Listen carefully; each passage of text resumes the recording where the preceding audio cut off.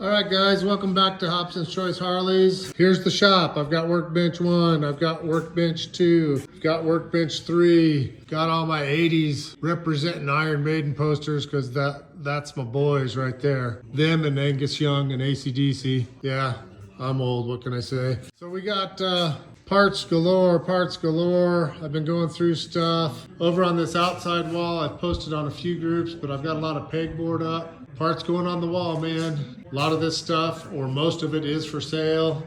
The Springer, I think Kurt has bought, but we'll see, first come, first serve. So if you're seeing anything here that you want, let me know. If it's Knucklehead related, it's not for sale. Shovel and pan, most of this shovelhead and panhead stuff is for sale, and I'm gaining, man. I'm gonna put 2 more sheets of pegboard over there, put 2 more sheets of pegboard over there. Gonna build a loft across this whole top area. Lots going on. Appreciate everybody watching the videos, appreciate all the comments. If you haven't subscribed, please do. It really helps for the channel keep going forward if we get more subscribers. So I really appreciate all you guys watching. Today we're gonna jump into the knuckle and start doing some more playing with that. Haven't done anything in a couple weeks, so we're gonna try and get this sissy bar where she goes. My tape marker is kind of a template. I've got to drill a hole here for the seat and sissy bar assembly, and then we're gonna weld the holes up and do what we're gonna do with that. Also gonna kind of finalize the oil bag placement. I did find this. It's aftermarket, but it's in real good shape. I do have a 40s era black one that's just hammered, and I've got an older 60s era chrome one. This one's pretty, it's functional. The mount is still here on the frame, so it's gonna work just fine. So today we're just gonna be playing like we have been, fit and placement. Keep watching, and thanks for watching. Appreciate you guys. All right, guys, so we're moving on. I didn't show you, but I do have my compressor over here working, and I've got my actual hydraulic lift and lower bikes at ease with the ramp.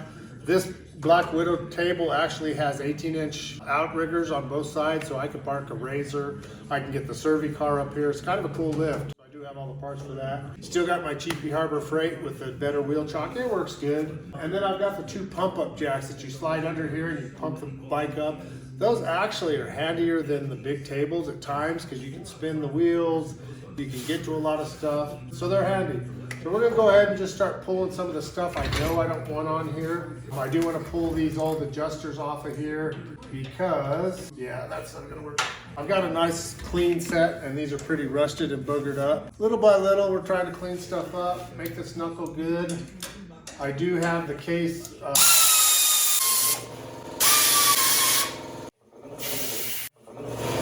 What I was doing, if you can see here, here's the hardware I pulled off the knuckle.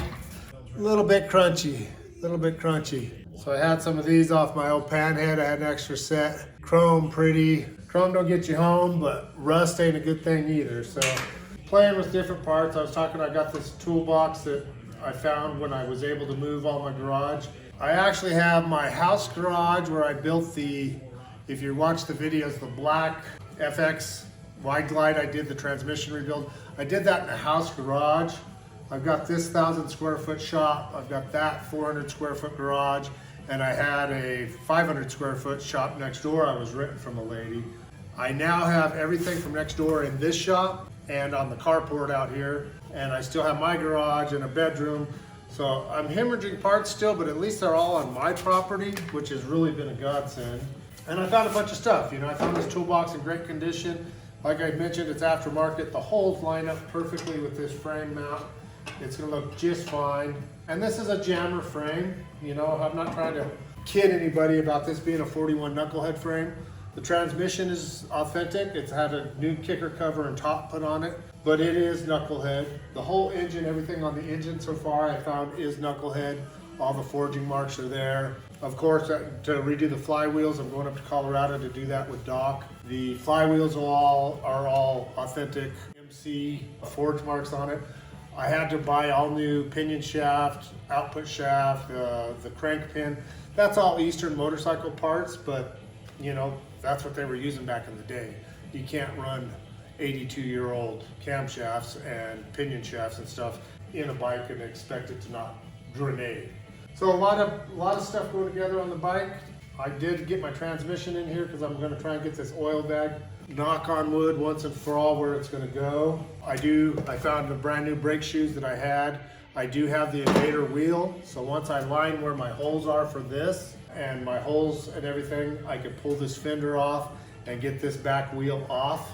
This is the original Star Hub wheel, so it's coming off, and we got the Invader all spacered out and ready. So we're going to keep playing with some of this stuff and see what we need.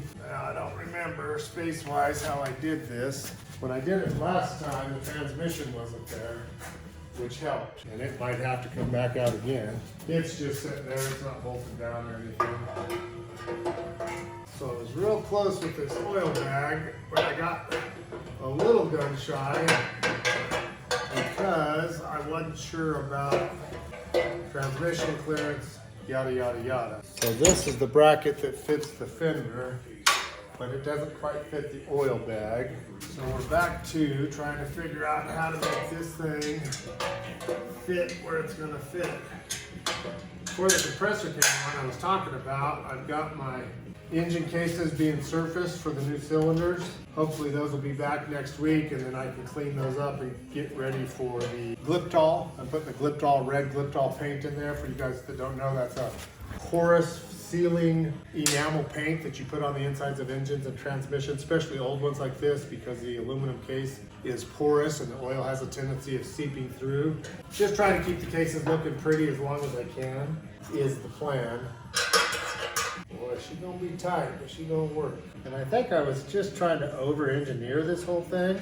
So if I put this under there, the oil bag sits up high. And I was gonna try and build a Z bracket, blah, blah, blah, blah, blah. In fact, one of you guys on the channel commented, why not use round stock? Well, I got a bunch of spacers. I'm just gonna put a 3/4 inch spacer under each side and good to go. That'll get it right up against the frame here, maximize my clearance under the transmission, still be accessible to side fill. I mean, it's just game on perfect. So basically, I'm just gonna use some round stock spacers about like that to take up the space I need.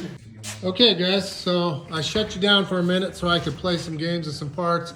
So if you look here, I got a 3/4 inch spacer there. And if you look under here, I've got an 1.25 inch spacer under each of those. Now this one's a little short.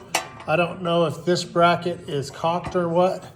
So I might have to play with that. But what's kind of cool is it lines up with the frame perfectly right there. So that oil bag is where she sits.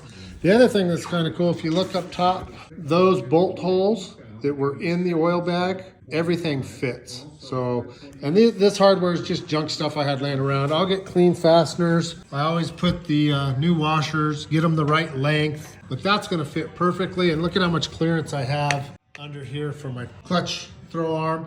In fact, I could eliminate this and go with a standard hand clutch cable, but I'm gonna run the mousetrap, see how it works. I can get in here, drill the hole for the fender up here, get that at the same angle. I want that fender at that angle to match the angle of the front end. And then the seat will come right up back to it. So that's next. I want to get those all in and make sure that it's dry fit where I like it, because then I got to pull this fender off of here to get the wheel where I want it. So also the thing that's a little interesting is this thing is engineered so that when the seat's on, the seat is supposed to bolt from the underside of the fender into the seat. The stock oil bag, the oil fill was under here and the battery's under there. So if you ever need to charge your battery, change your battery, or just check your oil, you have to drop the rear wheel to get to the bolts under the fender to get the seat off to check the oil.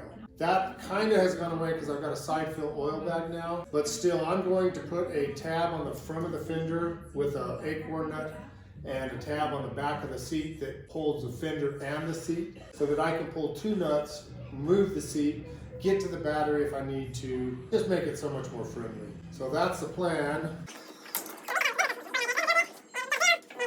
And I want to hear you guys laugh because I'm not moving that tire. So let's hope that I can drill that hole and not puncture that tire. It doesn't matter, that tire is junk anyway. It's the only reason I'm doing this. You know what? Let me get a drift and punch that so my bit doesn't walk around on me. So I'm not a machinist, but I'm not a novice either. That's the one. Okay, so I'm just kissing that hole a little bit, and she's right on the money.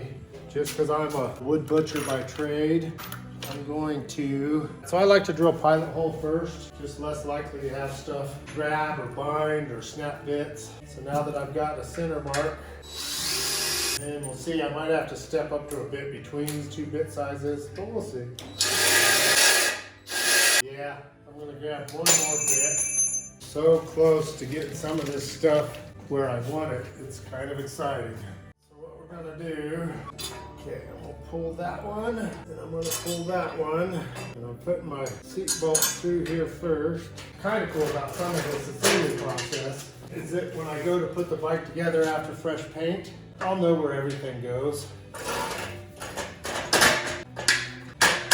So that's the one right there, guys.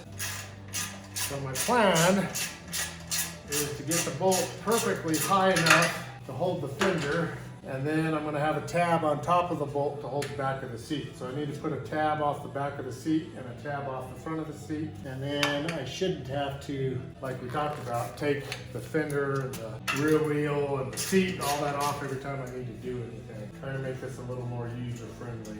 If you look now, the seat goes right up where I want it. The angle of the sissy bar, if you walk that forward to the angle of the front forks, we got the same angle here and here. I haven't put my angle gauge on it, but I will. It's pretty close, and the seat's gonna fit right where I want it. So what I was talking about is I'm gonna have a tab coming off here flat and a nut right there holding the front of the seat. And then back here, I'm going to have, yeah, where that bolt comes through, I'm gonna have a tab here. So this bolt's gonna stick up long enough. The bottom nut will hold the fender solid. The tab will sit on top of it, and then I'll have an acorn nut on top. So I can take this acorn nut off, and then I can come up here and I can take this acorn nut off and pull the seat off versus bolting it through the bottom of the fender into the seat like is shown here. So it's shown to come through the fender into that hole, and one of those three holes from through the fender, which is a clean look, but it's a pain in the butt if you ever want to do anything on the bike. So now I have these three holes here. I'm gonna go ahead and weld all three of those closed. Might leave one of them for the wires, probably leave that one for the wires, because I do have to have my brake wires come up, because right up here is where the license plate and the cat's eye, blue dot cat's eye lens. So that'll set right there. I do have the cat's eye housing and the back plate for the license plate.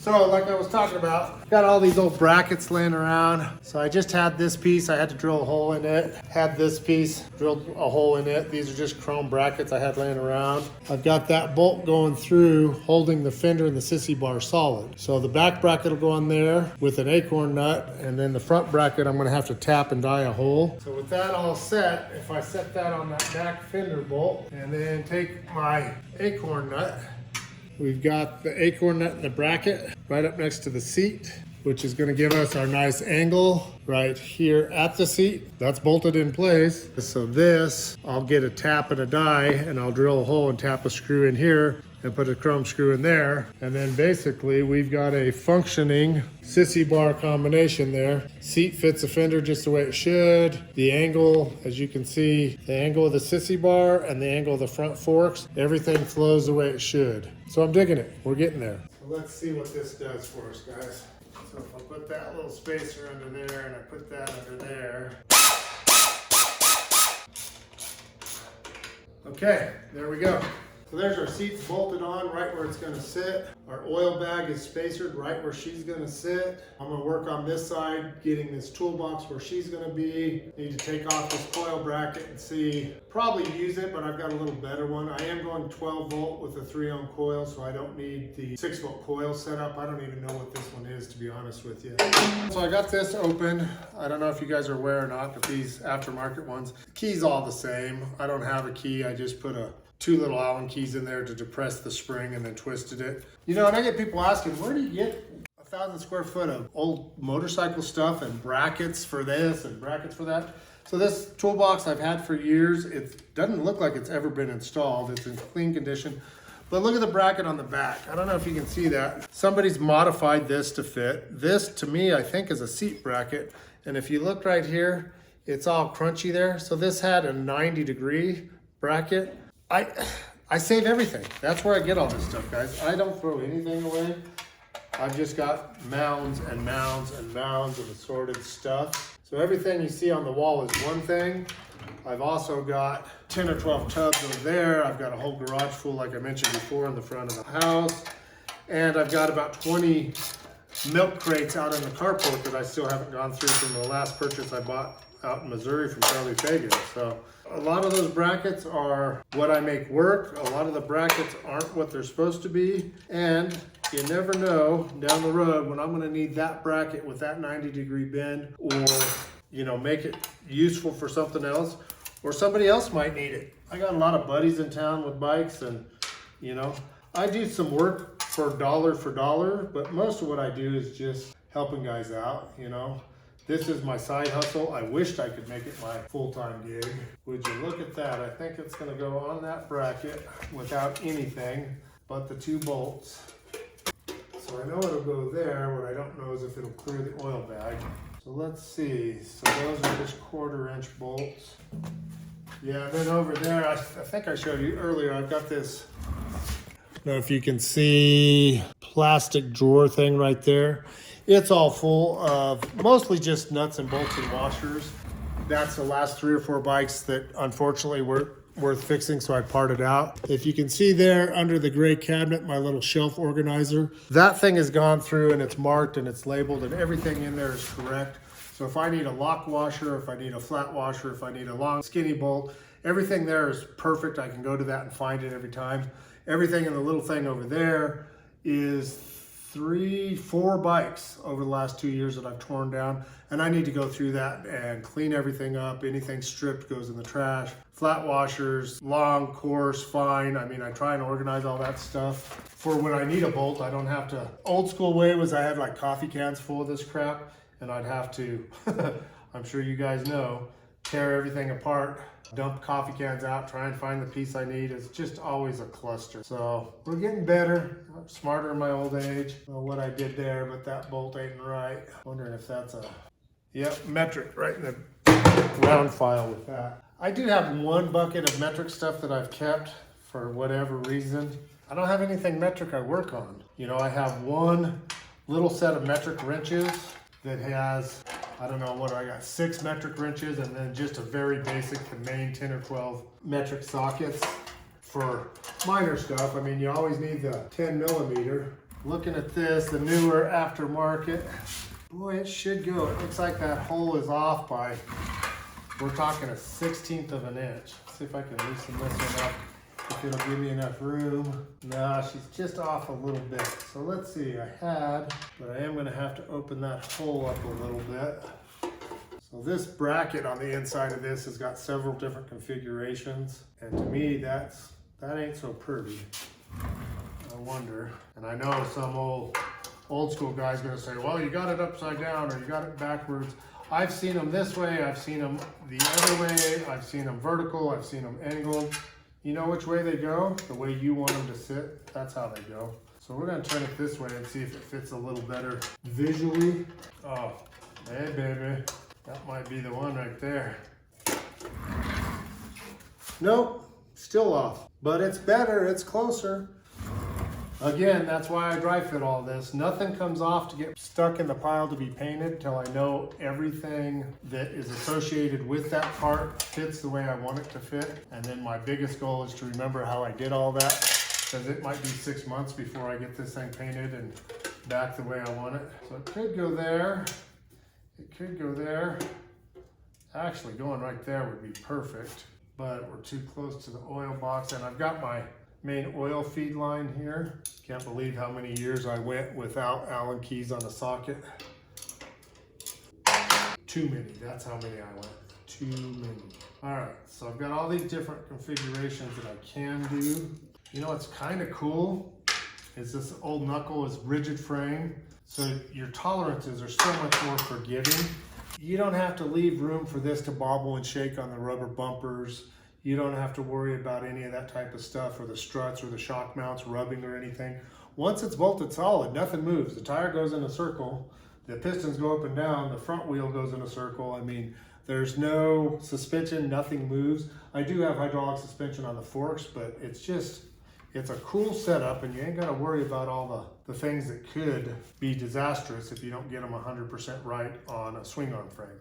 You don't get as much play on a swing arm frame as you do, or vice versa. There's no play on a swing arm frame. Everything has to be dialed just right, or your battery doesn't work right, and your oil bag doesn't sit right. I mean, there's just a lot of weird stuff that you have to dial in differently on a swing arm frame. Okay, so that doesn't like that. Well, there might be some more modifying going on here. I don't know what that is yet. So I've got these holes that are threaded that mount to the back of the toolbox, like so, which is good. Well, I guess I could go diagonally too, couldn't I? All right, so let's try that.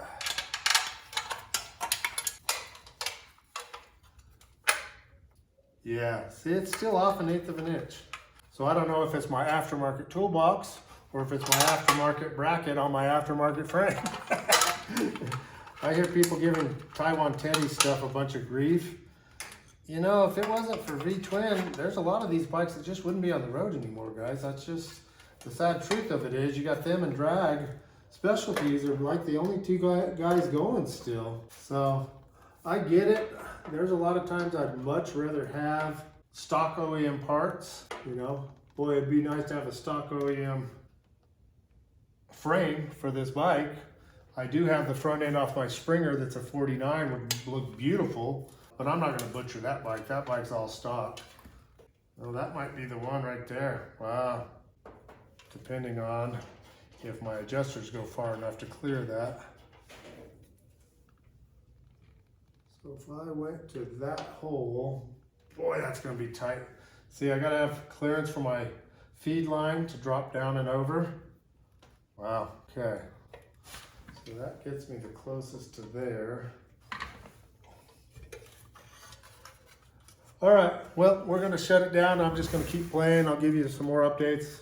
I know that's not the most interesting watch, but thanks for watching, guys. We really appreciate it. Kickstart the like button and subscribe. And if you have any questions or any comments, please give them to me. I love to read them. We all are learning, so your good, bad, or indifferent comments are always welcome. Thanks, guys. Don't forget to subscribe to the channel if you haven't already. Also, comment what you guys think. Let me know if you have any suggestions for video ideas or topics you guys want covered, and I'll do my best to include those in my next projects. You guys can also follow me on Instagram, TikTok, and Facebook. Also, don't forget to check out the Beacons link in the description below. See you next time.